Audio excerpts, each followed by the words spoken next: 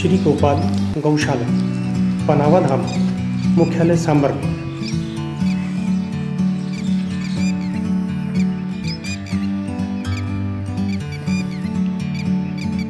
यहाँ 1153 बीघा 4/20 जमीन है।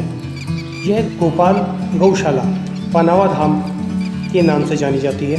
संस्थापक सांबर के नमक के व्यापारियों की सोच का परिणाम है।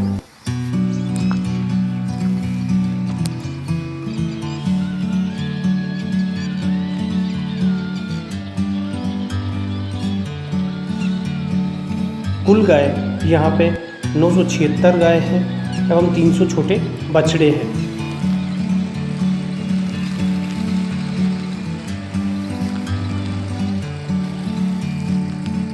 एवं गाय बछड़े हैं।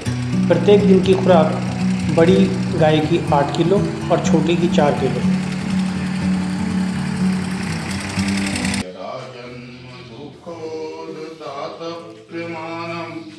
प्रभु पाहियापन्नमामीश शंभो रुद्राक्षमितादुहि ये वृंति नरत्या तेषां शंभो। नमस्कार, मैं के बागड़ी, के न्यूज़ में एक बार फिर आपका स्वागत है। आज हम गौशाला परिवार में आए हैं।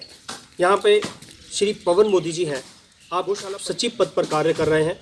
आपसे हम गौ माता की महिमा और गौ माता के बारे में कुछ प्रश्न करेंगे। पवन जी नमस्कार।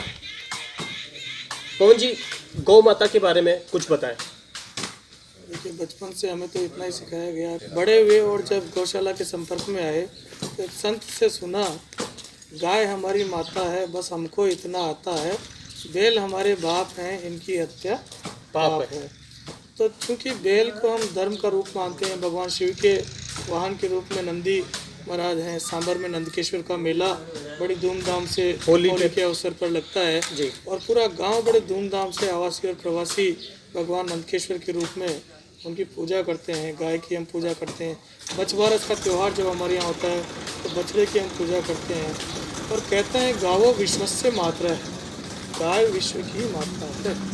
तो गाय का दूध हमें केवल दूध के कारण हम ना माने, ऐसा नहीं है। मैं तो विद्वान नहीं हूँ, पर जितना संतों से बुजुर्गों के मुँह से सुना है उसके अनुसार हम दशांश भी यदि उस पर अमल करें तो हम जानेंगे कि गौ हमारी धरती पर, पृथ्वी पर परमात्मा का दिया गया एक विलक्षण वरदान है।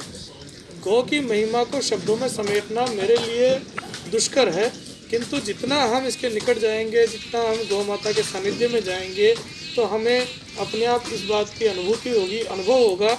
और मैं मेरे निजी अनुभव के बतौर ये कहना चाहूँगा, लगभग 15 वर्ष से मैं विशेष रूप से गौशाला और गौ माता के सानिध्य में हूँ, कि हम गौ के सानिध्य में जाकर के ही इस बात की अनुभूति कर सकते हैं कि गौ क्या है, इसकी महिमा क्या है।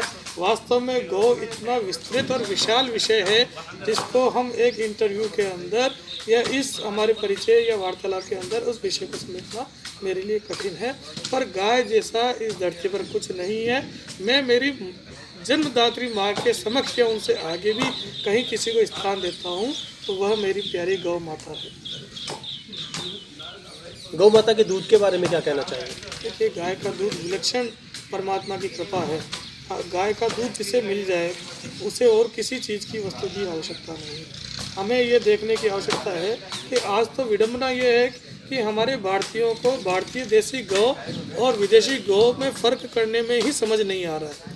विदेशी नस्ल जो हाइब्रिड जर्सी नस्ल है, हम उसे भी गाय का दर्जा देने लगे हैं।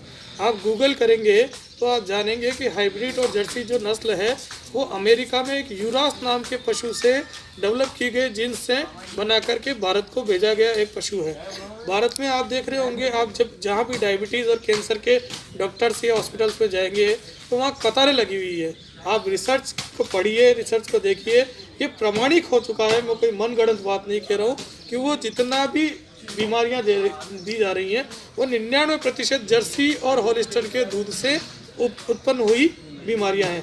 जबकि भारतीय देसी गौ माता की जो दूध है वह अमृत तुल्य है। तो इसलिए भारतीय देसी गौ माता के दूध का ही सेवन करें। आपको मैं कहता हूं कि भारतीय देसी गौ माता का दूध हमें जिस कीमत में मिल रहा है उससे 10 गुना कीमत में भी मिले तो उसे लेना चाहिए। हमें ज़्यादा बेहतर है कि दवाइयों के पैसे खर्च करने के बजाय हम पहले से अपना खान पान ऐसा करें कि हमें उस स्तर तक स्थिति तक ना जाना पड़े। गांव वाले जो लोग हैं वो ज़्यादातर भैंस पालना पसंद करते हैं, गाय को पालना कम पसंद करते हैं, तो आप उनसे क्या कहना चाहोगे कि गाय ज़्यादा पालें? देखिए, मैं इतना ही कह सकता हूँ कि गौ पालन एक अपने आप में संपूर्ण विषय है। हमारे यहाँ गौ आधारित खेती होती थी।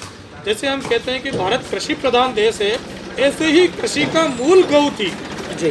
हमने अपने लालच के कारण हम चाहते हैं कि दूध अधिक हो, हमारे चाहते हैं कि हमें खर्च कम करना पड़े, हमने हमारे तरीके बदले। मैं किसी अन्य का मूल्य कम नहीं करना चाहता कि भैंस, बकरी या अन्य दूध देने वाले जो अन्य जो भी दूध उत्पादक पशु, उसकी गौ माता से कहीं तुलना नहीं हो सकती, लेकिन उनकी अपनी महत्ता है।